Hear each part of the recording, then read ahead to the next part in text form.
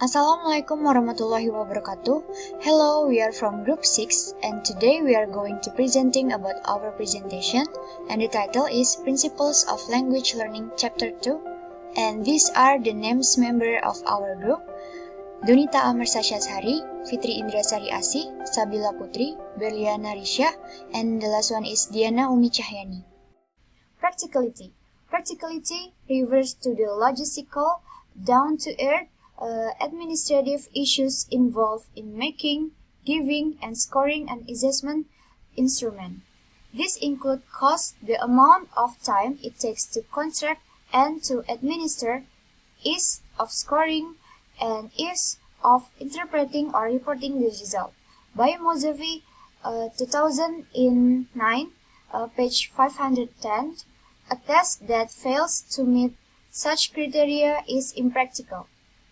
A practical test there are: first, stays within budgetary limits, can be completed by the test taker within appropriate time constraints, has clear direction for administration, appropriately utilizes available human resources, does not exceed available material resources, and the last is considers the time and effort involved to both design and scores.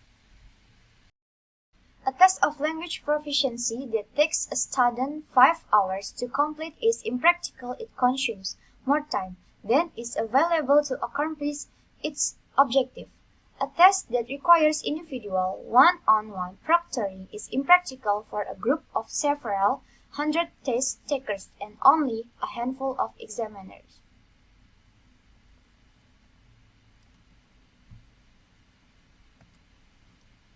And this is a short story related to practicality.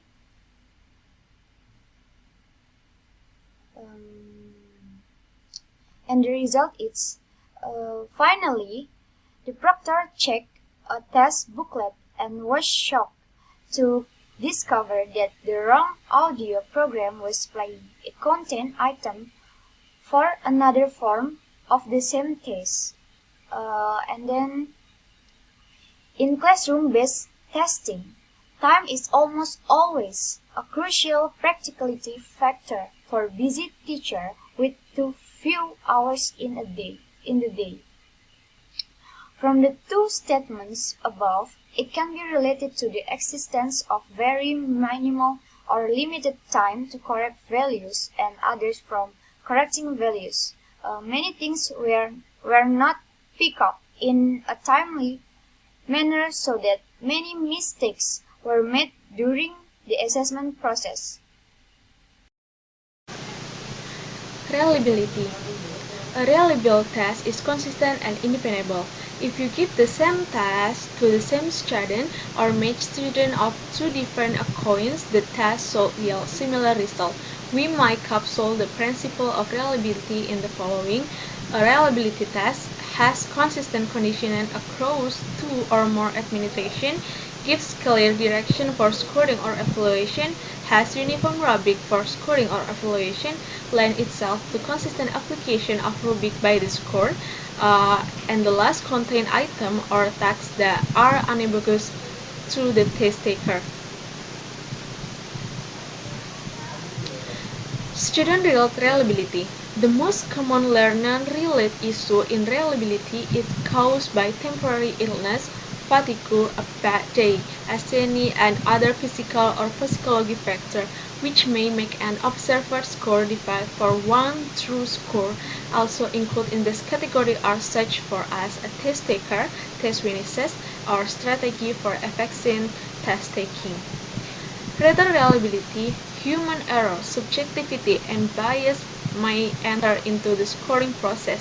Greater reliability occurs when two or more scores yield consistent score of the same test. Greater reliability issues are not limited to content in which two or more scores are involved. Inter-rater reliability is an internal factor of common occurrence for classroom teachers.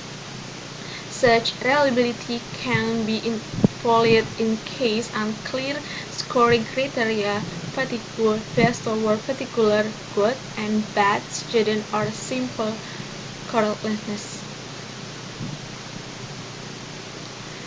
Task administration reliability. Unreliability may also result from the condition in which the task is administered. We once witnessed the administration of the test of oral comprehension in which an audio player was used to deliver items for comprehension, but because of street noise outside the building, students sitting next to open window could not hear the simulator accurately. And the last, test reliability. Sometimes the nature of the test itself can cause mental error.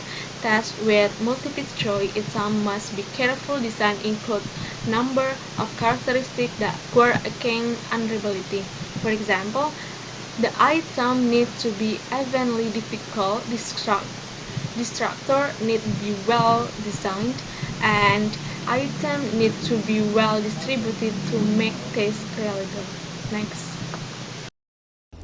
Validity.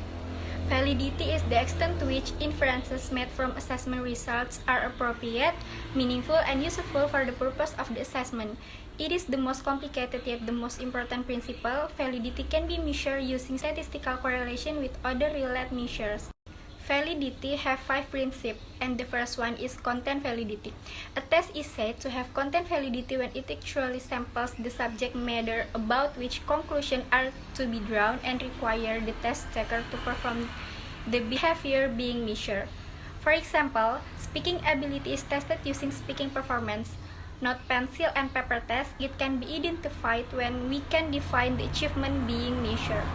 And the next one is criterion validity. This is the extent to which the criterion of the test has actually been reached. It can be best demonstrated through a comparison of result of an assessment with result of some other measure of the same criterion. Next is construct validity. Construct validity as does the test actually touch into the theoretical construct as it has been defined? An informal construct validation of the use of virtually every classroom test is both essential and feasible. For example, the scoring analysis of interview includes pronunciation, fluency, grammatical accuracy, vocabulary use, and sociolinguistic appropriateness. The next one is consequential validity. It includes all the consequences of a test, such as its accuracy in measuring the intended criteria, its impact on the test taker's preparation, its effect on the learner, and the social consequences of the test interpretation and use. And for the last one is face validity. Face validity is the extent to which students view the assessment as fair, relevant, and useful for improving learning. Okay, I will explain about authenticity. The fourth major principle of language testing is authenticity, a difficult concept to define, especially in the art and science of evaluation and text design. Bachman and Palmer, 1996, define authenticity as the level of correspondence of the characteristics of a given language text with the features of the target language text. Authenticity is not a concept that easily fits empirical definition, operationalization, or measurement. Often such judgments are subjective, but authenticity is a concept that has been of concept to many language examiners. Basically, when you make a claim of authenticity in a text assessment, you are saying that this assessment will likely be enforced in the real world. Many types of the item fail to simulate a real world text. One need to search too long to find patterns of reading comprehension of proficiency texts that do not reflect part of the real world. The authenticity of the assessment has increased markedly in recent years. 2 or 3 decades ago, unrelated, tedious, artificial items were accepted as necessarily testing components. It used to be assumed that large-scale testing could not cover the performance of productive skill and stay within budget constraints, but no many such tests over a speaking and writing component. The listening comprehension success present natural language with doubts, white noise, and interruption. More tests over episodic items that are sorted to form meaningful units, paragraph, or story. We invite to take on authenticity challenge in your classroom text as we explore the different types of assessment in this book, especially in chapter 6 and 10. The principle of authenticity will come at the forefront. Respect, a phase of consequential validity, is the effect of testing on teaching and learning, otherwise known in the language assessment field as Westback. Magic reminded us that the Westback effect may revert to both the promotion and the inhibition of learning, this emphasizing what may be referred to as beneficial versus harmful Westback. Alderson and Wall consider Westback an important enough concept to define a Westback hypothesis that essentially elaborate on how tests influence both teaching and learning. The following factors comprise the concept of Westback: a test that provides beneficial Westback, positively influence what and how teachers teach, positively influence what and how learners learn, offers learners a chance to adequately prepare, give learners feedback that enhances their language development, is more formative in nature than summative, and then provides conditions for peak performance by the learner. In large-scale assessment, Westback often refers to the effect that tests have on instruction in terms of how students prepare for the test. Cram process and teaching to the test are examples of Westback may have both negative and positive effects. The current worldwide use of standardized tests for gatekeeping purposes can lead students to focus on simply gaining an acceptable score rather than improving language abilities. On the positive side, many enrolled in test preparation courses report increased competence in certain language-related tasks.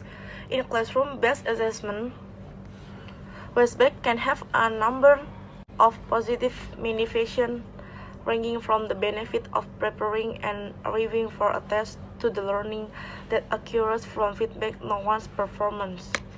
Informal performance assessment is by nature more likely to have built-in Westback effect because the teacher usually provides interactive feedback.